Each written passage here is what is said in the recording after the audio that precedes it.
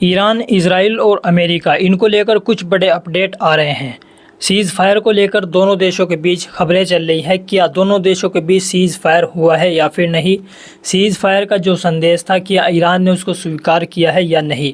यह खबर भी आप लोगों को बताऊंगा। उधर खबरें ये भी आ रही हैं दोस्तों कि ईरान ने एक बार फिर से बैलिस्टिक मिसाइल से इजराइल पर बड़ा हमला कर दिया है, जिसमें बहुत बड़ा नुकसान इजराइल को एक बार फिर से हुआ है। ये खबरें भी दोस्तों आ रही हैं। यानी कतर के अंदर मिलिट्री बेस जो था अमेरिका के, उसके बाद से ईरान ने एक बार फिर से इजराइल पर बड़ा हमला कर दिया है। ये सारी खबरें आप लोगों को बताऊंगा। बहुत बड़े बड़े अपडेट दोस्तों आ रहे हैं ईरान और इजराइल को लेकर। सबसे पहली खबर मैं आप लोगों को बताना चाहता हूं दोस्तों, जो हमला ईरान ने अमेरिका के मिलिट्री बेस अल उदैद पर किया, जो कि दोहा कतर के अंदर मौजूद है, इसको लेकर भी बहुत सारी खबरें चल रही हैं। आप सब लोगों ने तो ये खबरें सुन ही ली होंगी कि किस तरीके से ईरान ने अमेरिकी मिलिट्री बेस को निशाना बनाया। कई मिसाइलें, बैलिस्टिक मिसाइलें ईरान ने दोहा कतर के अंदर जो अमेरिकी बेस बना हुआ है इसको लेकर दागी है। अब सोशल मीडिया पर खबरें ये चल रही हैं, जो नफरती चिंटू हैं वो ये लिख रहे हैं इस हमले को लेकर, यानी जो ईरान ने कतर के अंदर किया है, कि ईरान पूरी तरीके से पागल हो चुका है, ईरान की सनक चुकी है, ईरान ने कतर पर भी हमला कर दिया। ये खबरें दोस्तों चल रही हैं ईरान को लेकर। लेकिन दोस्तों उन लोगों को मैं ये बताना चाहता हूँ कि ईरान ने कतर पर हमला नहीं किया, बल्कि अमेरिका का जो सैन्य ठिकाना, जो अमेरिका का जो मिलिट्री अड्डा कतर के अंदर बना हुआ है, उसको निशाना बनाया है। हालांकि ईरान की तरफ से इस हमले की जानकारी दी गई थी अमेरिका को भी और कतर को भी, इसीलिए इसमें किसी का नुकसान नहीं हुआ। यानी जो ईरान की तरफ से मिसाइल दागे गए हैं कतर के अंदर, इसमें ना तो आम लोगों को नुकसान हुआ, ना ही कतर को कोई नुकसान इसमें पहुंचा है, बल्कि निशाना सीधा अमेरिका के सैन्य ठिकानों को बनाया गया है। अब सोशल मीडिया पर नफरती चिंटू बदनाम करने में लगे हुए हैं ईरान को, कि देखिए ईरान किस तरीके से इन अरब मुल्कों से भी पंगे ले रहा है। हालांकि जो अमेरिका ने हमला किया था 3 न्यूक्लियर साइट्स पर ईरान के, यानी ईरान ने उनका ये बदला लिया है और बाकायदा बता कर के लिया है। पहले इसकी जानकारी अमेरिका और कतर को दी गई थी, इसीलिए इसमें ना तो आम नागरिकों को कोई नुकसान पहुँचा है और न ही कतर को इसमें कोई नुकसान पहुंचा है। ईरान की तरफ से जो बैलिस्टिक मिसाइल कतर पर दागी गई थी, बताया जा रहा है कुछ खबरों के मुताबिक 20 बैलिस्टिक मिसाइल बताया जा रहा है, कुछ में बताया जा रहा है 10 बैलिस्टिक मिसाइल, और कुछ खबरों में 6 बैलिस्टिक मिसाइल का जिक्र आया है कि 6 बैलिस्टिक मिसाइल ईरान ने कतर के अंदर दागी हैं। खबरों के मुताबिक बताया जा रहा है कि ईरान ने जो मिसाइलें दोहा कतर में दागी थी, उनको इंटरसेप्ट कर लिया गया, कुछ मिसाइलों को। हालांकि बताया जा रहा है कि 3 मिसाइल जो है वो जाकर सीधे निशाने पर गिरी हैं और बड़े धमाके की आवाज़ कतर के अंदर सुनाई दी गई है। बाकायदा वीडियो भी सामने आई है कि किस तरीके से कतर के अंदर भी बड़े धमाके की आवाज़ें और बड़े धमाका होते हुए दिखाया गया है वीडियो के अंदर। ईरान ने अमेरिकी मिलिट्री बेस के खिलाफ ये जो ऑपरेशन चलाया, इस ऑपरेशन का नाम रखा बशारत अल फतेह। इसी के तहत दोस्तों ईरान ने अमेरिका का जो मिलिट्री बेस कतर के अंदर बना हुआ था, ये ऑपरेशन चलाया बशारत अल फतेह। इसी के तहत उसको निशाना बनाया गया है और 3 मिसाइलें बताया जा रहा है कि वहाँ पर जाकर गिरी हैं। हालांकि पहले ही जानकारी दी गई थी, तो वहाँ से जो सामान था, ज़रूरी सामान, वो हटा लिया गया था। सभी लोग वहाँ से इधर उधर हो चुके थे, तो जान माल का नुकसान वहाँ पर नहीं हुआ है। बस ईरान ने ये जो हमला किया था अमेरिका ने, ये उसका बदला लिया है। अब आप लोगों को सीज़ फायर को लेकर जो खबरें चल रही हैं वो मैं आप लोगों को बताना चाहता हूं। देखिए, अब जब ये जंग शुरू हुई तो उसके कुछ दिन बाद ही युद्ध विराम को लेकर खबरें चलने लगी। अमेरिका बीच में आ गया था और युद्ध विराम को लेकर, समझौते को लेकर, बातचीत को लेकर इस तरह की खबरें आ रही थी कि अमेरिका भी दोनों देशों के बीच बातचीत कराना चाहता है। यानी अब से कुछ दिन पहले और जंग शुरू होने के कुछ दिन बाद ईरान के विदेश मंत्री का एक बयान सामने आया था। उन्होंने ये जो बातचीत को लेकर संदेश भेजा जा रहा था कि ईरान आकर एक टेबल पर बैठे और बातचीत करे इजराइल के साथ, तो ईरान के जो विदेश मंत्री हैं अब्बास अरागची, इन्होंने साफ तौर से इस समझौते को, यानी बातचीत करने से इजराइल के साथ साफ तौर से इनकार कर दिया था और कहा था कि जब तक इजराइल हमारे ऊपर हमला कर रहा है, हम तब तक जवाब देते रहेंगे। यानी अगर इस युद्ध को रोकना है तो इजराइल पहले ये जो हमले कर रहा है हमारे देश के ऊपर, इन हमलों को रोक दे तो हम भी हमला करना बंद कर देंगे। ये उस वक्त ईरान के विदेश मंत्री अब्बास अरागची ने कहा था। लेकिन ये नेतन्याहू, ये इजराइल का प्रधानमंत्री, उस वक्त नहीं माना और ईरान पर लगातार हमले करता रहा। आज दोस्तों आयतुल्ला अली ख़ामनेई ने इसकी औकात दिखा दी है एक हफ़्ते के अंदर। अब ये पूरे तरीके से दुनिया के सामने नंगा हो चुका है, पूरे तरीके से झुक चुका है, पूरे तरीके से डर चुका है ईरान से। और अब ये कल ही की खबर में मैंने आप लोगों को बताया था कि ये संदेश भिजवा रहा है ईरान को कि मैं युद्ध विराम चाहता हूँ, यानी इस युद्ध को रोकना चाहता हूँ, ब्रेक चाहता हूँ। पूरे तरीके से ईरान के आगे ये घुटने टेक चुका है इजराइल का प्रधानमंत्री नेतन्याहू। लेकिन उस वक्त अब्बास अराग़ची ने कहा था कि अगर ये हमले रोक दे तो हम भी हमले करना बंद कर देंगे, लेकिन ये माना नहीं और हमले करता रहा। ईरान भी इसको जवाब देता रहा, मुँह तोड़ जवाब ईरान भी इसको लगातार देता रहा। अब दोस्तों इसकी वो हालत हो चुकी है कि अब ये खुद कह रहा है कि मैं युद्ध विराम चाहता हूँ।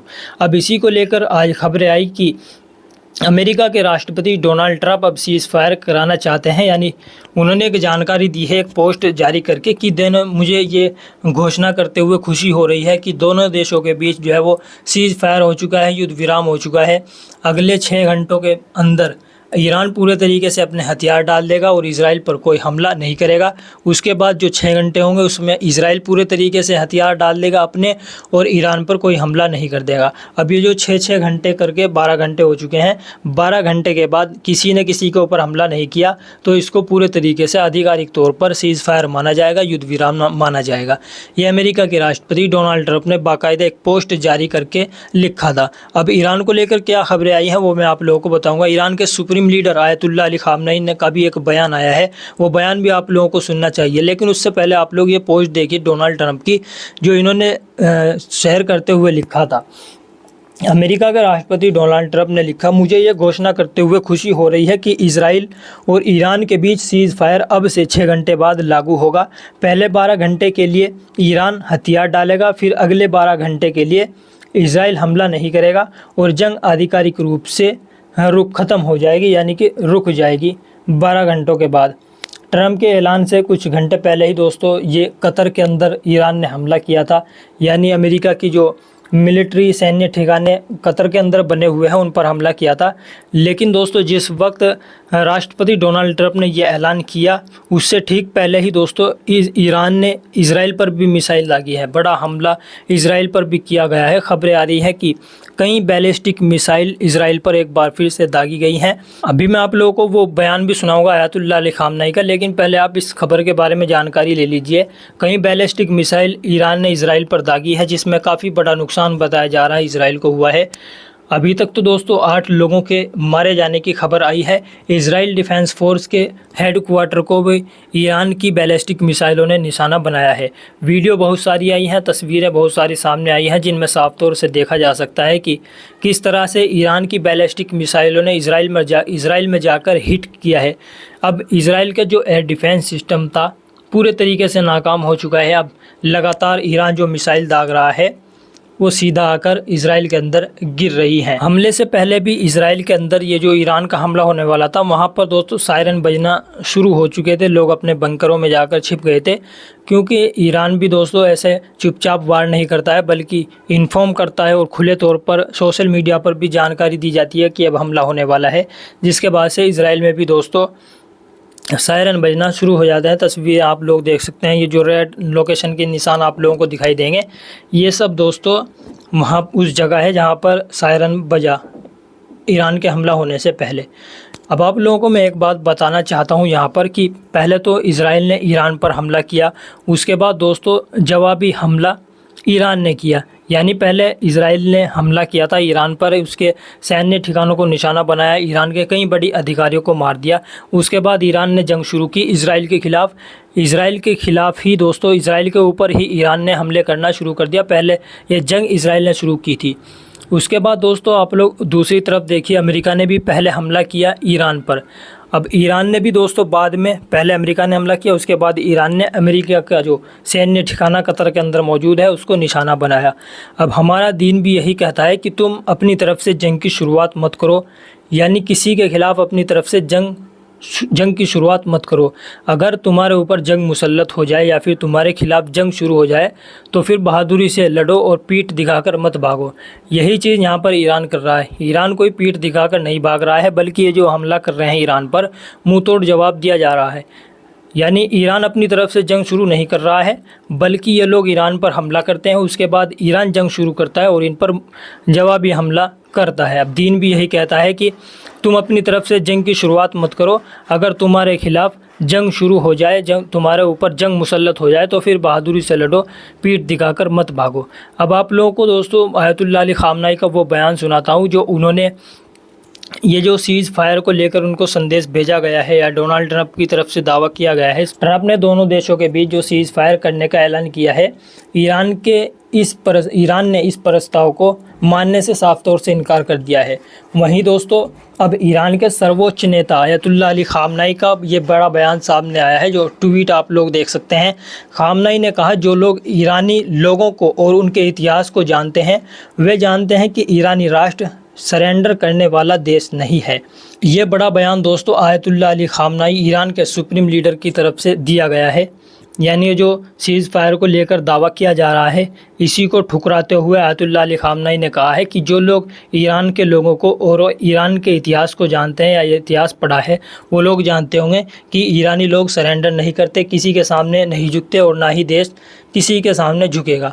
और दोस्तों एक बात है जो आयतुल्लाह अली ख़ामनेई पर साफ तौर से फिट बैठती है कि झुकती है दुनिया, झुकाने वाला चाहिए। तो ईरान के सुप्रीम लीडर आयतुल्लाह अली ख़ामनेई 86 साल के बुज़ुर्ग हैं और किस तरह से दो सुपर पावर को अपने सामने घुटनों पर ला दिया है। अमेरिका पूरे तरीके से डर चुका है, सीज़ फायर की बात कर रहा है। दूसरी तरफ नेतन्याहू आप ले लीजिए, नेतन्याहू पूरे तरीके से नंगा हो चुका है दुनिया के सामने, पूरे तरीके से ईरान से डर चुका है, बौखला चुका है और अब इस युद्ध को रोकने की मांग कर रहा है। खबरें मैंने आप लोगों को बताई, नेतन्याहू की तरफ से युद्ध को रोकने की मांग की जा रही है। तो आप समझिए दोस्तों, लेकिन ईरान दूसरी तरफ रुकने को तैयार नहीं है, क्योंकि जंग इन्होंने शुरू की है, ईरान ने जंग शुरू नहीं की, इसलिए भुगतना तो इन लोगों को पड़ेगा। और हम तो यहाँ पर ये कहते हैं कि अमेरिका को छोड़कर ईरान को सिर्फ इजराइल पर फोकस करना चाहिए। ये इजराइल खुद को दुनिया का डॉन समझता था, यानी डॉन बनना चाहता था, लेकिन एक हफ्ते के अंदर ही ईरान ने इसको किस तरह से धूल चटाई है। और अभी भी ईरान को इजराइल पर ही फोकस रखना चाहिए, इसको अच्छी तरीके से सबक सिखाना चाहिए और इसको अपनी औकात अच्छी तरीके से समझ आ जाएगी। आपकी क्या राय है इन अपडेट्स के बारे में नीचे कमेंट बॉक्स में ज़रूर बताएं। इस वीडियो को लाइक कर दें, चैनल को सब्सक्राइब कर लें।